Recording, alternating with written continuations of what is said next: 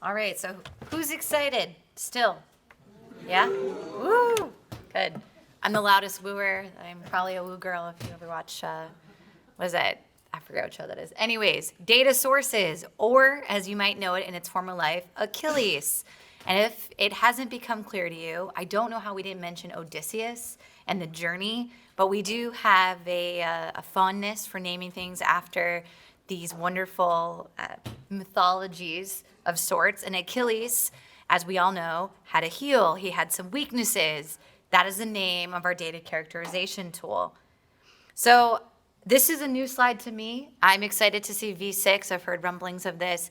I'm not going to spend too much time here because we did a bit of a primer.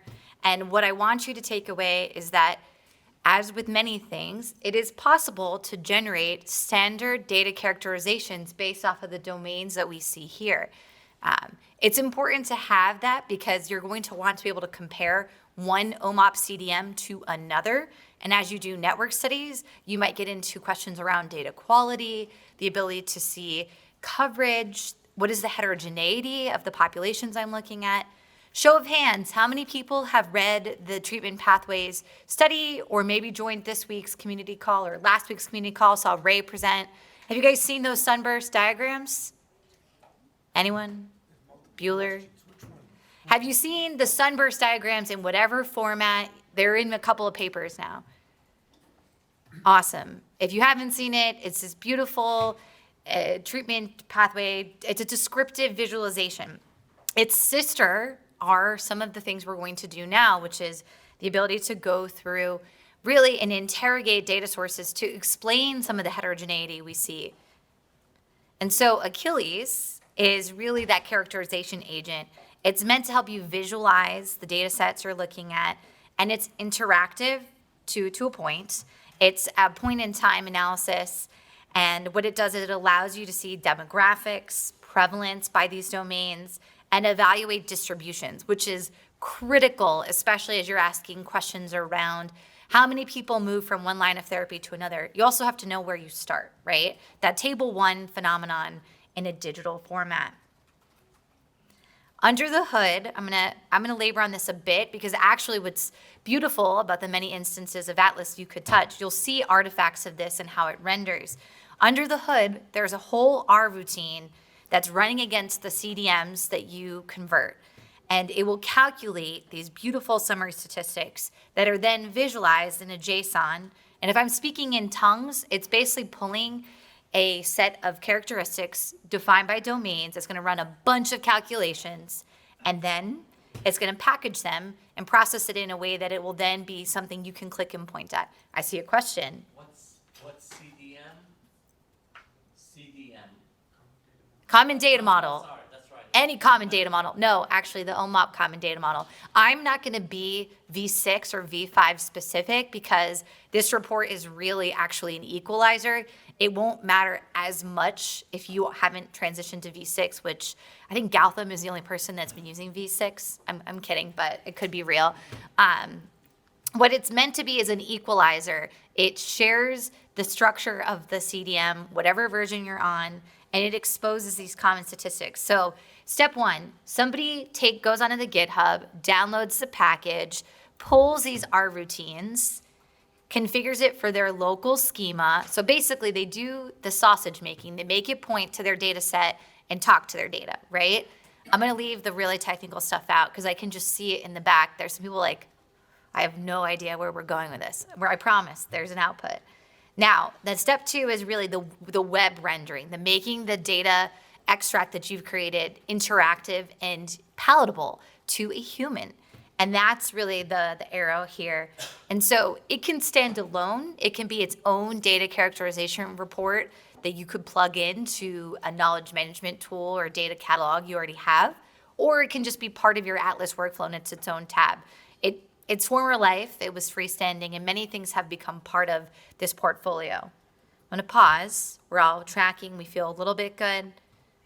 I have a tendency to get caught in the details and get really excitable, so please ask questions. I see Dan has a question. Is this applicable not only to the whole data set, but to a defined subset of the data set? It's how you load your data into your CDM. So if you have instances of your CDM where you have saved, let's say, maybe you're looking at a Q1 versus a Q4, and you have two instances of that data you could query that as a data source. I would say I'm not sure. Patrick could speak to how you guys pull data sources in Janssen, but it's basically going to run off of whatever you have saved as a version of the CDM in your data lake, and whether you retain those versions over time or you update them as new data comes in. It won't be for a specific cohort unless you save a CDM for that cohort. And I don't know if you do that. I'm seeing a no in the back. But I know people who actually do create subsets of, let's say, a giant claims data set that's just the patients who fall into GI or just the patients who are in oncology. So that, I can't speak so generically to know everyone's data, but if you stage your data like that, you could look at these reports stratified by that. Any other questions? I hear that noise too. Yeah. I wanted to add to the quick answer. So this Achilles is characterization of your entire CD. Yes. Everything. Now there's another flavor of this, which we will talk about. Build a cohort, maybe an oncology cohort, maybe a cardiovascular disease cohort, and then characterize that. That is called cohort characterization. This is the CDM level characterization. So this is for the entire population, non-specific to your research question. The next, the cohort characterization is specific to your research question. That's coming up next. He's advertising for his own session within my session. I like it. But he's right. And actually, the reason why Achilles is my favorite tool bias here is because it does look across the data set, and it helps me with that first question, which is what data set might be the right data set to run this analysis on. It's a big question, right? Before you even get into the nitty-gritty of what is bleeding or what constitutes death, you have to know if the data you're going to be working with is appropriate for that question. So now that I've shown you my bias, I'm going to jump into the tool, and you guys can do it yourselves alongside me. If we go into data sources, I'm going to switch this. Is it okay if I switch the Wi-Fi? Would you hate me if I tried? I'm going to see, because I was getting faster Wi-Fi on my local machine. We're going to find out. So while we're doing that, so what are you looking at? The Achilles performance thing, the Achilles instance will probably be faster than the data sources. Perfect. I think we're connecting. So we'll give it just a second. It's thinking. We'll find out. What are you looking at? So right now, it's saying select a source or select a report. And one thing you might see here, so you see two data sources, CMS DSIMPUF 1K, CMF DSIMPUF 23 million, right? Different flavors of the same thing. If you are in, let's say, a mature organization that has done many CDM conversions, this might be a really long list of all the data sources you have available in your data lake. In our public instance, this is just a synthetic data set. Have you guys used SimPuff before? Are you familiar with what you're looking at? Some. Cool. So I'm just going to tell you what it is in the assumption that maybe this is like jargon to you. SimPuff was created, it's synthetic data that was created to look a lot like claims data. And it's sanctioned by CMS, and it's something that a lot of developers use to show their technology works and can ingest this type of data. It is not scientifically fun. It's really depressing, actually, how later I'm going to show you an instance rate report, and it's going to look really unexciting because they broke the correlations intentionally. It's supposed to be to demonstrate functionality. They have purposely masked the kind of scientific piece because they don't want you to go back into how they actually created the data. So limitations aside, it's still representative of a real data source that you could pull in. I should probably pull in the smaller one. So what do? I select a data set. Like I told you, I ran an R package for each of these. So I'm going to have stored results for both or any of the data sets that are in my data lake. I am not going to be able to look at them simultaneously. I'm going to need to look at one data source at a time. And the axes that I can look at are relative to the domains of the common data model. So let's start with the dashboard. What am I looking at here? Just a characterization of very basically the source I'm looking at, and then really basic demographics of gender, age at first observation, cumulative observation, continuous person time. You know, interesting, but probably not exactly what you were looking for in terms of questions. But you can keep moving through the question. You can say, okay, I see I have a data set that has, it's pretty equal for men and women. I'm not surprised this data set is over 65. It's off of Medicare claims. That makes sense. We are really looking at now, maybe we might ask a question around data density. How good is this data set at capturing condition data, drug data, observation data, visits? And that's really what this data density report was created to do. Give you a quick snapshot based off of the records that are in your data set and the time that it follows. What does that look like by domain? It's pretty cool to see it stratified too by the records per person, or even getting into the concepts, figuring out what domains might be more rich in this data set. And somebody might say, well, is it unusable if one domain is, more populated than another? Totally not at all. This is where the question of, is this data set appropriate for the question I'm asking, begins to become appropriate. Any questions as we're going through this visualization? Yeah. Probably more of a comment. In our space, some of the work that's done is honest brokers have to prepare a data Yep. set on behalf of a researcher. And so we're not there in terms of using OMOP to publish these, but my design includes an Achilles report going to the PI ahead of them getting the actual data set. For even a relatively small data set, and saying, this is the characterization of what you asked for, please confirm you're good with that, then we will send you the data. Putting that in line, because it really forces them to look at it and saves questions later. Exactly. That's actually a use case I have used with Achilles a lot. Just serving up characterization reports. As people are comfortable exposing this to certain users, can they just see broad trends of what's in the data before they get even into their cohort question? Because there might be something very obvious when I look at this. Let's say I was looking for a pediatric cohort. Well, obviously, this is totally the most inappropriate data set for that. So it's exposing that level of information. And in a lot of organizations where data governance workflows can be very long and tough to navigate, the sooner you can expose those just decision points, I find it easier. But that's by bias. As a human, I'm pontificating. But let's look a little bit past some of these surface level things. Maybe I really want to know about the persons who are in the data set. Maybe I want to see more detail about their race and ethnicity. Mind you, this is going to be dependent on the data having these elements to populate. So I've seen a lot of person reports where there's nothing in race and ethnicity because that data set won't report on that. So take it with a grain of salt that to have a report means you also have to have data that contributed to it, which sounds like a silly statement, but as you publish these reports for people to consume, they might be quick to say, what do you mean there's no ethnicity data? And you say, well, actually, because this is de-identified for secondary use, that particular field was deemed something not shareable for this data set.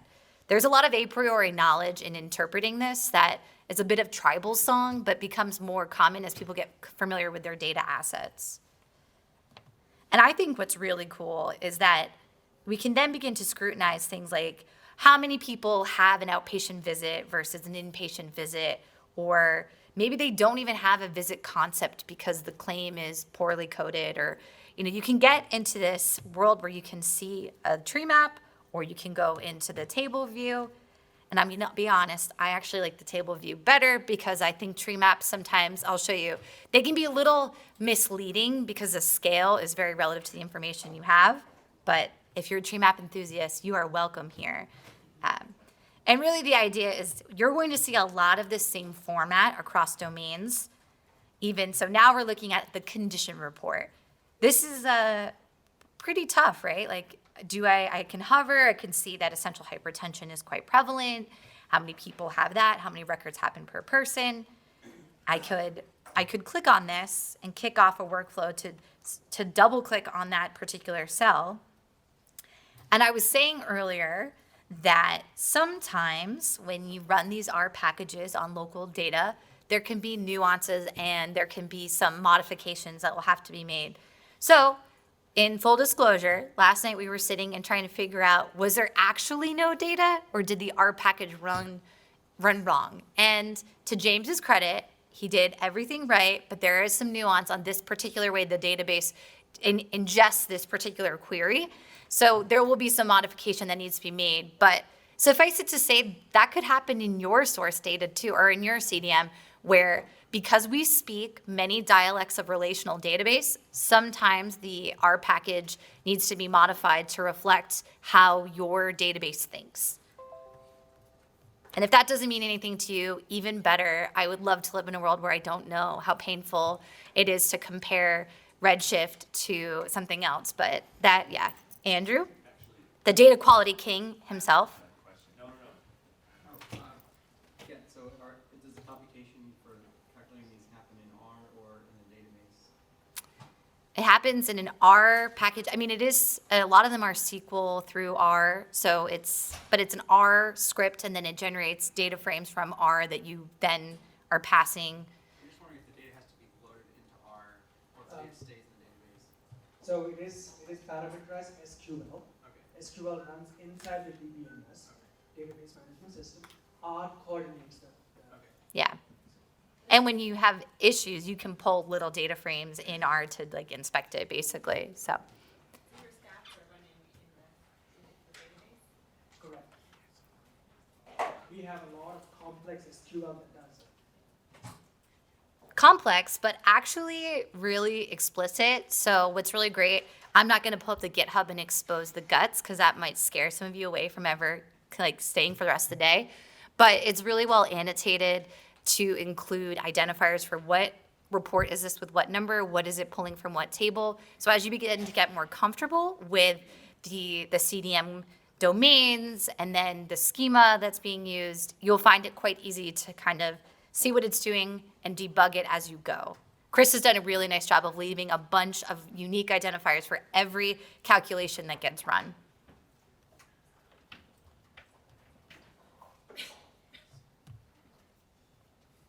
But it's pretty powerful to me that in a matter of clicks, I can see from this one data set the most prevalent conditions just broadly. I spent my entire master's basically doing this, and that was how I got my master's, was doing these calculations. And the idea that a machine can do this for me at scale very quickly across many conditions is I just think really cool. But the idea of this would be, you can actually play around and look across. If you were searching for a specific thing, well, we see atrial fibrillation here, but let's say it hadn't been there, you could search and continue to scrutinize different elements of your question before you build that cohort definition. And you might ask things like looking at the observation period and trying to figure out things around different domain-specific questions. Each of these domains is going to have a double click where you can look at that. And if I show you from the public one, you can see this is loading, but there are all sorts of visualizations that become available that show you the time that someone's in the data set and can give you different parameters on just figuring out or finding that question. I might have timed out. There we go. Let's see the beautiful age deciles and observations by month, age at first occurrence. And so maybe this data set doesn't actually have units, so I can't see certain things. But it's still pretty powerful what it's able to do by batching up all of these things that you would normally ask a data set and scrutinize on in a packaged report that then you can then run across many data sets, and then you can sit and talk a bit of, well, this looks like these are two totally different populations. Maybe a network analysis with these data sets needs some, maybe we need to do more in our cohort definition to control for this variance. That could certainly be a follow-on question. So if you go back to that Yep. and just scroll down to the graph over time, go down one more. Yeah, so this one. So just a plug for Andrew's data quality tutorial on Saturday.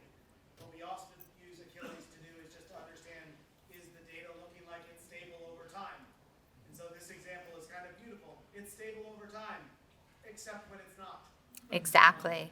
And so this is a way for us to be able to explore the data, see a data quality problem, and be able to actually flag that and think about what do we do, given that we've now observed this. And so Andrew's tutorial on Saturday will get into lots of strategies that the community is thinking about to identify and then resolve these types of issues. But Achilles is one strategy that we have to make this more explicit rather than just assuming that your data is all good.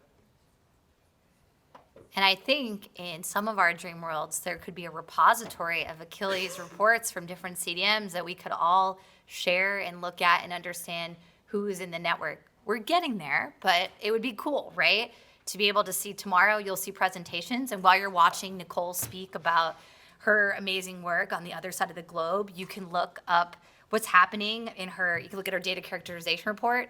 I just think that's so awesome. And maybe I'm just drinking the Kool-Aid, I'm really excited, but this type of stuff is the bread and butter of big reproducible research, right? The transparency and the honesty about our data sets.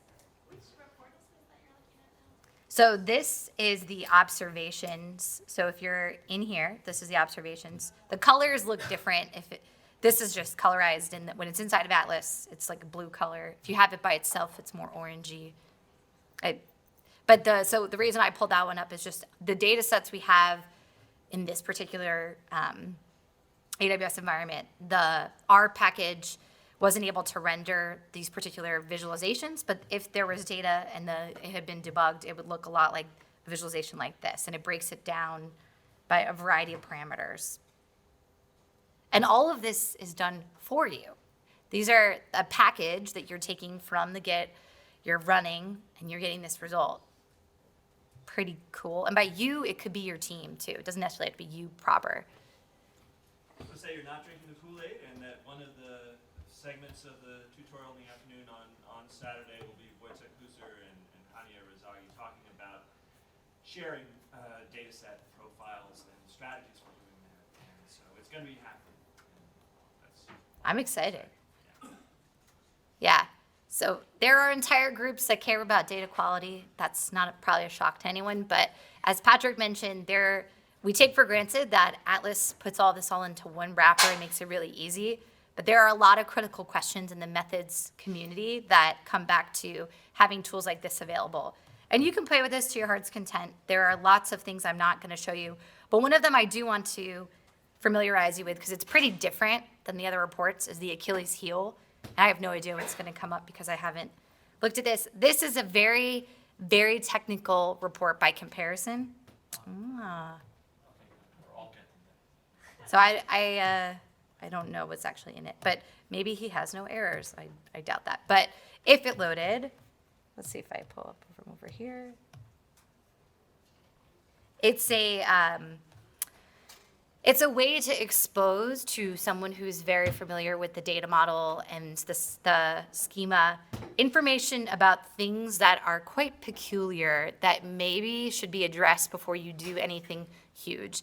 And Wojciech is definitely the world's expert, I think, in Achilles heel, among a few others. But this is really a very technical way of debugging things. If you see a visualization that doesn't make sense because it's a data problem, or maybe the concept mapping had some issues in that ETL piece that we magically have already done today. There's different points that we expose that. I'm showing you this only in the off chance you stumble there and you're like, oh my God, this is super scary.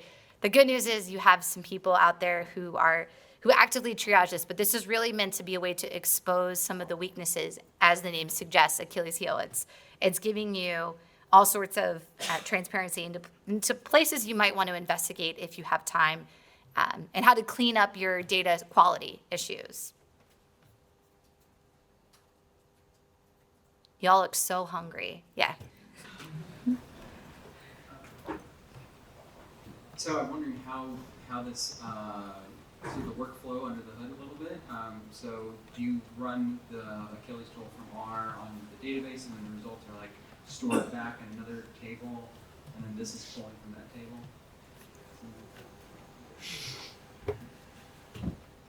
So who wants to be the world's expert on this one? We all have different stories of it. Yeah, so the Achilles R package will basically run SQL that will produce all of these statistics, which are then loaded into what we call a results schema. So it's basically a storage area where you can keep all of these pre-computed statistics in one place, and then the Achilles portion of Atlas, or the data sources portion of Atlas, will pull from those tables.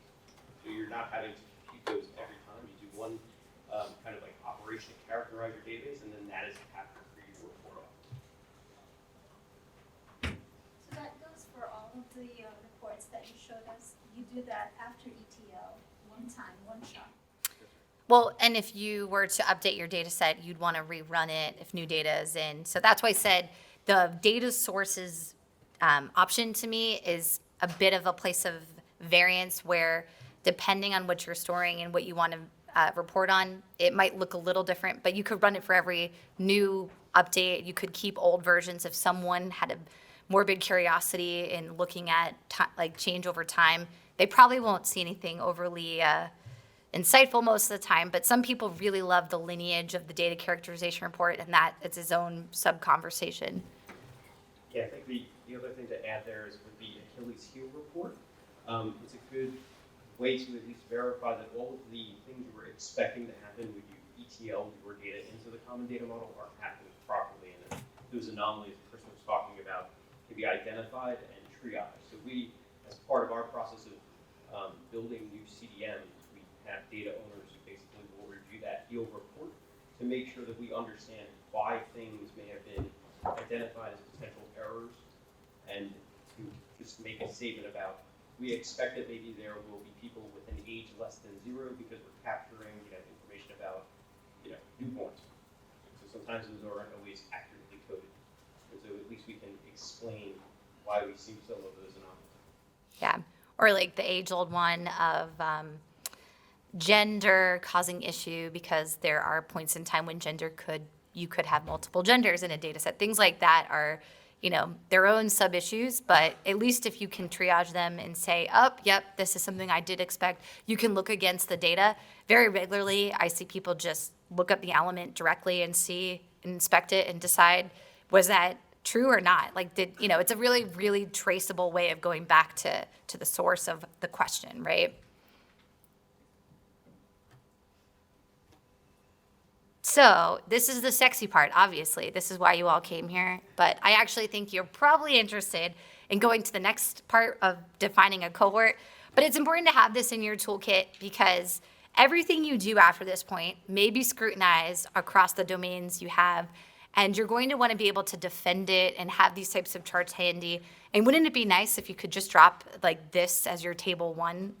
It's not exactly your table one, it's your database table one, but it can be cut quickly, and it's a wonderful way to show that I began thinking about bias at the very beginning. I didn't think about it at the end just to clean it up because someone was like, did you think about propensity matching? And you hadn't even thought about it, right? And maybe I just spoke in jargon to all of you again, so it's okay. I know you're hungry. But yeah, a question? Yeah, I just wonder, so you just compare one data source, right, for this profiling everything. Is that possible you do cross-database and the same information? Yeah, so the reports are the same for each data set. So you could look at two simultaneously, but in the window, you're only looking at one data set at a time because it's going to be relative to that CDM instance, and we're not merging data, we're looking at different data marts, right? It's not a data integration layer. But yeah, a lot of the time when I'm working with my team, I will take a couple of, I'll have two windows open and we'll be browsing through them and ask questions like, does it look like we have the same amount of coverage of person years? Or is the data as stable and unstable in the same way? You can kind of put it together, and then you can take these visualizations and, use them. It's nice though when they're interactive, you can screenshot them and use them in other stuff too. So some technical conversations very quickly. All of these are pre-computed, but this is open source software. So if you have a dying use case to make this a live query, it can be done. It has been experimented on, it has been tested, it can be done, some people have done it. So you can do and see in your data source, I want a live query about gender distribution, get to know if there is an anomaly there. You can know how many people are less than 0 age. That's a heel that can be dynamically done. If if your organization wants to support the use case of comparing two data sources, yes, you can do it. It's open source software. Just collaborate with the architecture work group and you can build it. So there's opportunity to collaborate. The point of this introduction is to show what is currently there, and then hopefully you can go back and say, this is something that we want extra, and then work with the community to contribute and add to the functionality. Do you have a list of, so these look like data validation rules that you're reporting in Achilles. Do you have a list of all the validation rules that get run around everything? Without having to go into the software and open it up and look at the statements. Is there like a human readable, or what I would consider to be human readable? There is, yeah, on the, there is on GitHub. Yeah. And I also think Themis is working to expose some of that in an even more human consumable way that is like, guidance for how do you interpret some of the Git. Some of the Git is a little more robot than human at times. The readable parts on the GitHub are pretty straightforward. It's Yeah. essentially a list that says what the rules are meant to do and the criteria used and little ancillary information. But I wanted to also give a little plug for the work group being led by Ajit Lond on metadata and annotations that's going to eventually, when those schema are worked out, the DDL part are worked out, the data definition language is worked out, be a place where all of these annotations that we're talking about could be preserved. And so if you've got multiple instances of things and you need to have everybody remember why it is that your data source has the particular character that it has, that it gets preserved within the data schema itself. And I urge you all to bring your use cases to that work group and contribute to what we're thinking about as we define that. Yeah, that's a great plug too. The idea of this is just metadata at a certain point that, we're not exposing patient level data, which is why I think these are a currency that could be shared, but there are all sorts of preferences around that. But I like it because it is metadata and it can be stored and retrieved and that's a lot less troubling, right? Hopefully. But now on to the fun stuff, I think. We have some interesting questions we're going to work through. I don't know how we're working around for lunch. I'm going to look at the director of the day.